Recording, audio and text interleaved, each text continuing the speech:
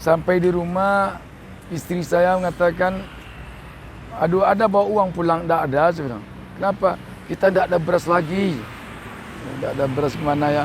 Akhirnya kami terpaksa pinjam beras pada pemilik rumah. Kami tinggal di rumah petak kecil. Pinjam uang sama pemilik rumah. Tak ada pula uang. Terpaksa kami pinjam beras. Pinjam beras pemilik rumah atau rumah ibu kos. Itulah kami masak sore itu. Ini kenangan yang sangat berbekas bagi saya rasanya sebagai seorang wartawan.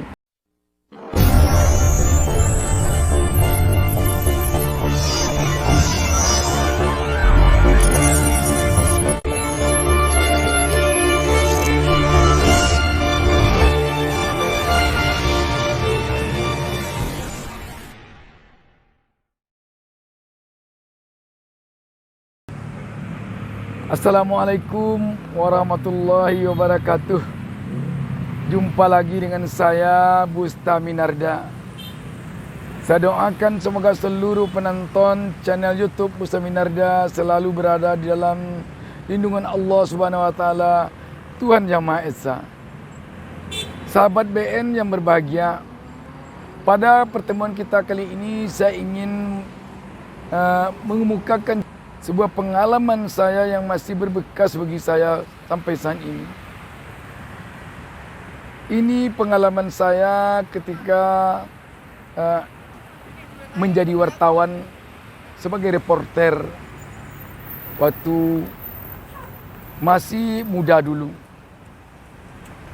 Suatu hari sekitar pukul 9 pagi saya dapat tugas langsung dari pimpinan redaksi di kantor tempat saya menjadi wartawan.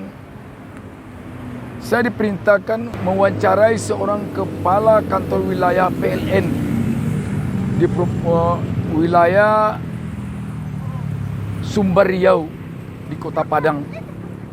Lokasi kantor tersebut cukup jauh dari kantor saya. Kantor saya di Jalan Damar namanya. Sedangkan kantor PLN wilayah Sumber Riau itu berada di Simpang Haru namanya.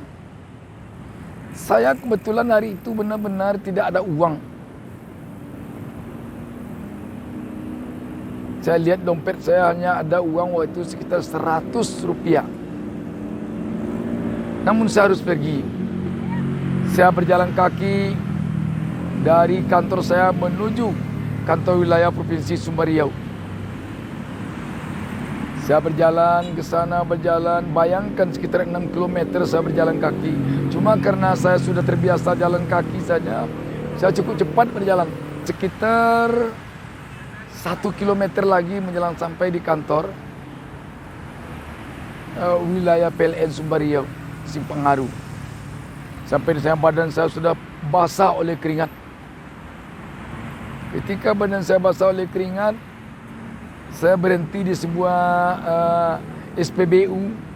Ada SPBU di dekat di sana. Berhenti saya di sana. Saya dinginkan badan saya. Saya beli sebuah es. Es waktu itu masih berharga Rp25. Satu es tontong namanya, es kecil. Saya minum es sambil duduk, sambil mengeringkan badan. Setelah baju saya kering, tidak basah lagi oleh keringat, saya berjalan arah ke kantor wilayah PLN Sumber Riau. Sampai di sana saya temui humas. Kebetulan humasnya teman dengan saya. Saya katakan ingin wawancara dengan Bapak Kepala Kantor Wilayah, Pak Kanwil namanya waktu itu. Kebetulan Bapak Kanwil ada dan beliau juga cukup mengenal saya. Setelah itu saya wawancara. Begitu selesai wawancara, saya kembali lagi ke humas. Dan di humas saya dikasih uang waktu itu 50.000. Waduh, besar sekali waktu itu uang 50.000. Bayangkan sebelum krisis moneter 98. Berapa besarnya 50.000, saya dikasih uang 50.000. Tapi ketika itu saya mengambil keputusan untuk tidak mengambil uang tersebut. Saya tidak usah ambil uang ini. Ambil aja tak apa-apa. Ini pesan dari Bapak Kanwil untuk kamu bos. Kata. Saya nak ambil tinggal, tidak usah, saya nak ambil uang. Diberikan lagi, saya tidak mau, saya jalan. Sampai di jalan, saya dipanggil lagi oleh Bapak Kanwil. Bus, kamu ambil aja uang itu pemberian Bapak. Dan kamu kan sudah jadi anak Bapak. Tidak usah Pak. Jadi setelah saya sampai di kantor, jalan kaki lagi ke kantor. Sampai kantor saya buat berita, sorenya saya pulang. Sampai di rumah, istri saya mengatakan, aduh ada bawa uang pulang? Tidak ada, saya bilang. Kenapa? Kita tidak ada beras lagi. Tidak ada beras mana ya. Akhirnya kami terpaksa pinjam beras pada pemilik rumah. Kami tinggal di rumah petak kecil. Pinjam uang sama pemilik rumah. Tidak ada pula uang. Terpaksa kami pinjam beras. Pinjam beras pemilik rumah atau rumah ibu kos. Itulah kami masak sore itu. Ini kenangan yang sangat berbekas bagi saya rasanya sebagai seorang wartawan. Jadi intinya memang integritas diri kita sebagai seorang wartawan ini sangat perlu. Di saat-saat kita memang tidak ada, lantas seorang ada ngasih uang, kita ambil atau tidak. Saya kira ini juga untuk pemimpin. Pemimpin membutuhkan uang.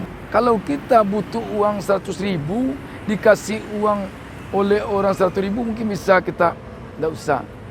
Ketika kita butuh uang 100.000, dikasih oleh orang, disogok uang mungkin 1 juta, mungkin kita masih bisa. Tetapi kalau ketika kita butuh uang 100.000, datang orang menyogok uang 1 miliar, itu goncang kita tuh. 100.000, 1 juta aja bisa goncang.